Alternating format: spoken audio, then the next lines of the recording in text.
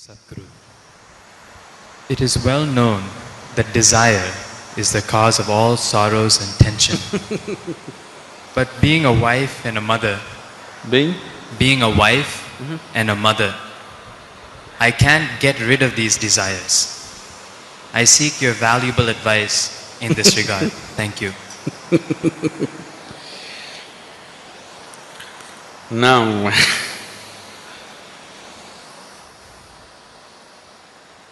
it's not because you're a wife, an internal mother, that your desires have come. If you were nobody's wife, probably you were desiring, when you were nobody's wife, you were desiring to be somebody's wife. Now that you're somebody's wife, you desire to have a child and become a mother. Now that you have a child, now you are saying, it is these two entities which is making me desire. It is not true. If you were nobody's nothing, even then your desire would still burn within you. Is that so? Yes or no? If you are nothing to nobody in the world, still your desire would burn, isn't it? So please don't think your desires are because of your child or your husband or your family or whatever. Anyway you will desire, because that's your nature. Now, you made a statement in the question that desire is the source of all misery.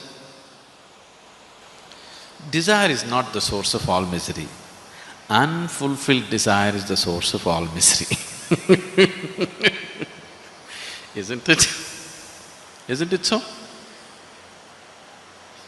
Desires fulfilled are the source of your joy. Unfulfilled desires is the source of your misery. Now, what to do with the desire? Shall we kill the desire? I know people have been teaching you such things. You must kill all your desires. Unless you destroy your desires, your misery will not go. These teachings have come to you, isn't it? Now, if you want to destroy all your desires, all you will have is, you will have a great desire to destroy all your desires. And you will remain eternally unfulfilled. I don't want any desires. Is this a desire?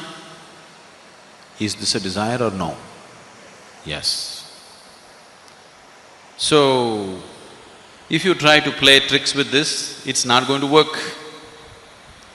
Because desire is not desiring for anything in particular.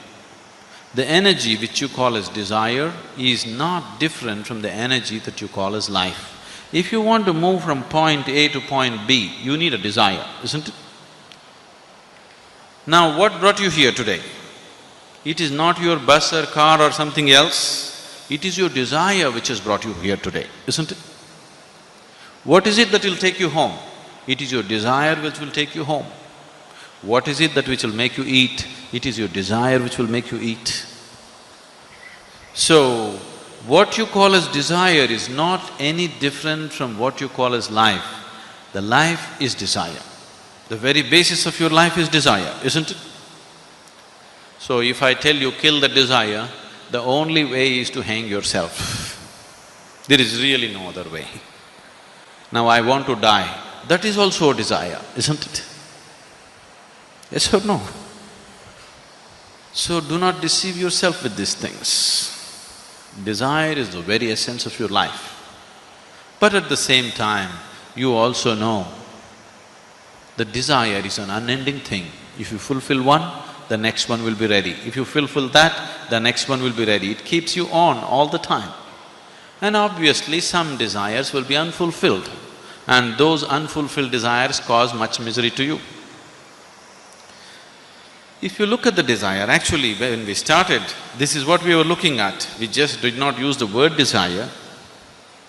There is something within you longing to be little more than what you are right now, isn't it? That is desire. So your desire's ultimate goal is unboundedness, the infinite nature. But because you're unaware, you are giving it an unconscious expression for the longing that is wanting to become unbounded. So you don't have to destroy your desire because you cannot. Can anybody destroy their desire? Is it possible? There is no way because that's life. It is just that you have to make your desire into your conscious process. Right now it is functioning unconsciously because right now your desires are not even about you. Please look at this. Right now you're living in Trivandrum or Thiruvananthapuram. Your neighbor has a big car. What is your desire? You want to have 2 cars like that. Now you don't know all these cars, you are living in a remote place and your neighbor has 1 big buffalo.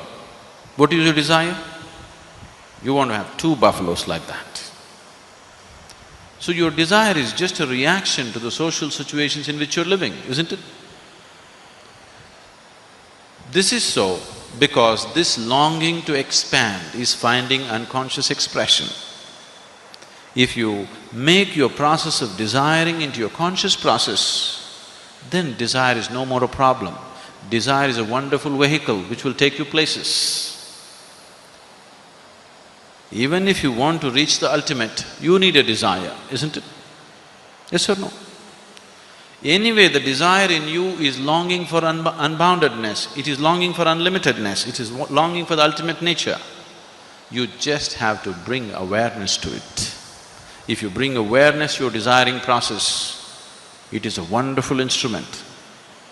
If it is finding unconscious expression, then it makes you run like madman. All the time it keeps you running endlessly. So, being a wife, being a mother, it's extremely important. Now that you're a mother, not a small responsibility. You brought another human being into this planet. Now, what kind of human being you produce is a very huge responsibility, isn't it? It is not just about reproduction. What kind of next generation you create is in your hands as a mother, isn't it? Yes? What kind of people are going to live on this planet in the next generation is decided by the mothers of today, isn't it? When such a responsibility you have, you cannot afford to live unconsciously. You must become conscious. Especially the woman must become conscious. It's very, very important. Namaskaram Sadhguruji. I'm Divyanka Tripathi Dahiya, and it's a privilege that I can ask you something. My question is that why are all the forbidden things so enjoyable, and how to stay away from such temptations? Namaskaram, Divyanka. Who forbid you from doing what?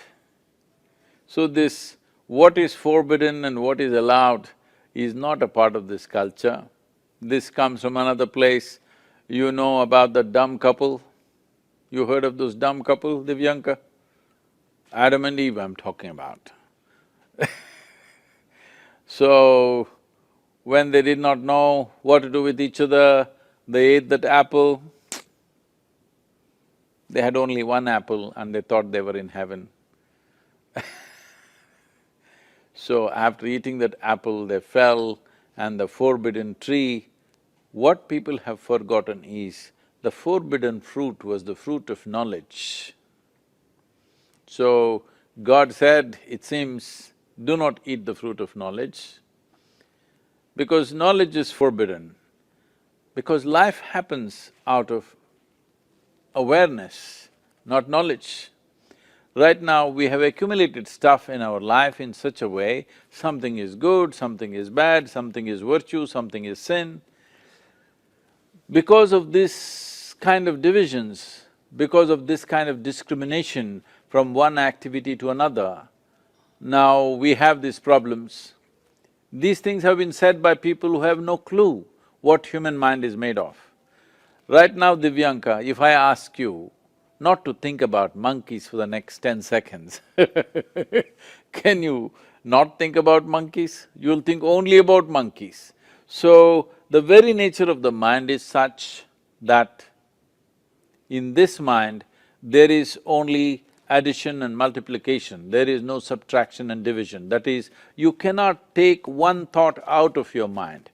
If you make efforts, it will only multiply. It is like a car with all three pedals or throttle, whatever you touch, it only goes faster. So, in this mind, somebody told you, this is a sin, do not think about it, that becomes your full-time job. So drop this what is forbidden and what is not forbidden. What is your natural inclination, that you do joyfully, there is really no harm in that. And when you take time to recognize what is your natural inclination, believe me, you will not do anything in excess. You will see that everything falls into place as it should be. Right now, small things have become big things in people's minds simply because they're trying to avoid it. This is the nature of the mind. What you don't want to think about, that's all you will think about.